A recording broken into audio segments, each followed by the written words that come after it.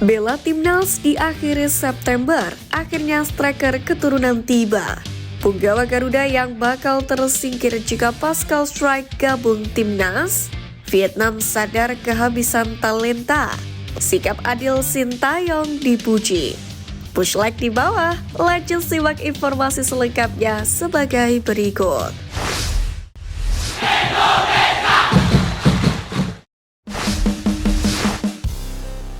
Bela timnas di akhir September, akhirnya striker keturunan tiba. Striker keturunan milik timnas Indonesia Jens Raven akhirnya kembali datang ke Indonesia untuk menjalani rangkaian event bergengsi akhir bulan ini.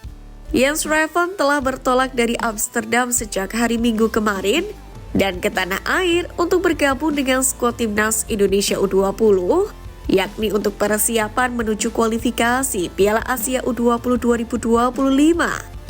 Skuad asuhan pelatih Indra Syafri pun dijadwalkan menghadapi Yaman, Timor Leste, dan Maladewa dalam event tersebut. Rangkaian pertandingan itu pun dijadwalkan berlangsung pada 25, 27, dan 29 September mendatang.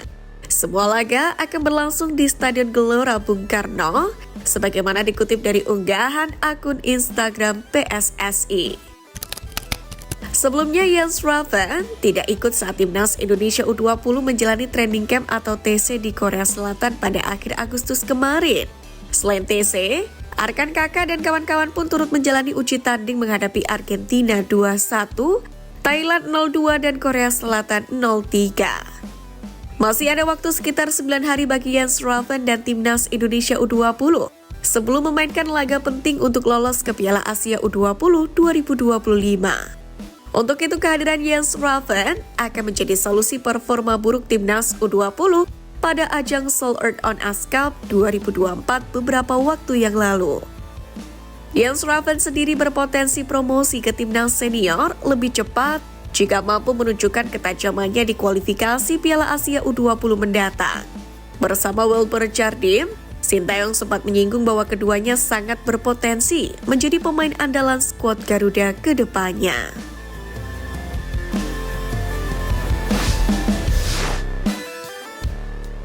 Punggawa Garuda yang bakal tersingkir jika Pascal Struijk gabung timnas.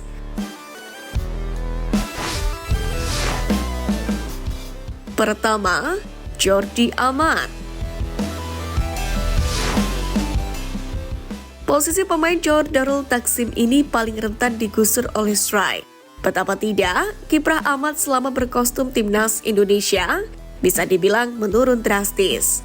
Ex-pemain Espanyol itu kerap dianggap sebagai titik lemah di pertahanan Indonesia usai berkarir di Malaysia. Bukan tidak mungkin Amat bakal tergusur jika Struijk resmi membela skuad Garuda. Belum lagi adanya Miss Hilgers yang diharapkan segera debut. Namun pemain berusia 32 tahun ini sepertinya masih dibutuhkan oleh timnas Merah Putih. Sebab Jordi punya segudang pengalaman kala merumput di Eropa. Kedua, Pratama Arhan.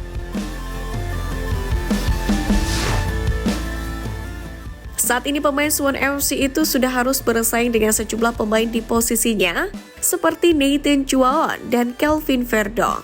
Jika Struijk jadi dinaturalisasi, saingan Arhan dipastikan bertambah. Ini akan membuat pemain berusia 22 tahun itu pun semakin terjepit. Jika tetap dipanggil, Arhan kemungkinan bakal terus menghuni bangku cadangan. Ketiga, Elkan Bagot. Nasib pemain Blackpool FC ini pun tengah tidak jelas lantaran perselisihan dengan Sintayong. Bagot diprediksi tidak akan dipanggil hingga kedua belah pihak duduk bersama mencari solusi. Kehadiran Struijk sendiri bisa jadi bakal membuat pemain berusia 21 tahun ini semakin tersingkir. Bagot jelas harus segera memperbaiki hubungan dengan Sintayong juga performanya di lapangan.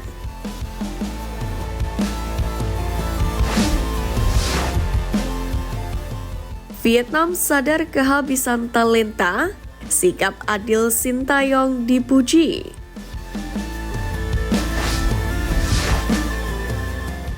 Setelah berhasil menunjukkan performa yang luar biasa di 2 laga awal putaran ketiga kualifikasi Piala Dunia 2026, Timnas Indonesia akhirnya mendapatkan sanjungan dari media Vietnam yang sebelum ini lebih nyinyir ke skuad asuhan Sintayong. Hal itu terbukti ketika media Vietnam BGTV baru-baru ini memuji strategi PSSI, yakni mendatangkan pemain berdarah Indonesia di Eropa. BGTV pun mengaku setuju apabila Timnas Vietnam mengikuti kebijakan naturalisasi yang masih memiliki darah keturunan. Sebaliknya, media itu tidak setuju apabila Vietnam hanya menaturalisasi pemain yang tidak memiliki garis keturunan. Kami sangat setuju dengan kebijakan naturalisasi. Namun untuk mewakili warna Timnas Vietnam, pemain naturalisasi harus memiliki darah Vietnam. Seperti yang telah saya sampaikan, saya ingin menegaskan kembali terkait Timnas Indonesia. Pemain naturalisasi mereka wajib memiliki darah Indonesia, memiliki keahlian yang baik, dan bermain di luar negeri. Mungkin kita juga harus mengacu pada sepak bola Indonesia. Tulis BGTV. Meski memiliki banyak pemain keturunan, BGTV juga memuji sikap adil Sintayong dalam memilih pemain inti. Pasalnya, Sintayong tetap memberikan kepercayaan kepada pemain lokal yang memiliki performa mentereng. Dengan begitu, setiap pemain memiliki peluang untuk bersaing memperebutkan posisi inti di Timnas Indonesia. Menariknya, jurnalis Vietnam Quoc Pong menilai program naturalisasi sulit untuk diterapkan di negaranya. Pong juga mengaku bahwa orang-orang keturunan Vietnam juga tak banyak yang bisa bermain sepak bola dengan baik. Walhasil hingga saat ini hanya ada nama Van Lam dan Philip Nguyen saja yang berhasil dinaturalisasi. Bahkan terkait rumitnya birokrasi, Pong mengambil contoh kasus dari Philip. Awalnya kiper berusia 32 tahun itu sudah lama diincar untuk masuk ke dalam skuad The Golden Star Warriors. Akan tetapi proses tersebut habis dimakan waktu. Selain itu usia Philip juga bertambah seiring lamanya wacana naturalisasi.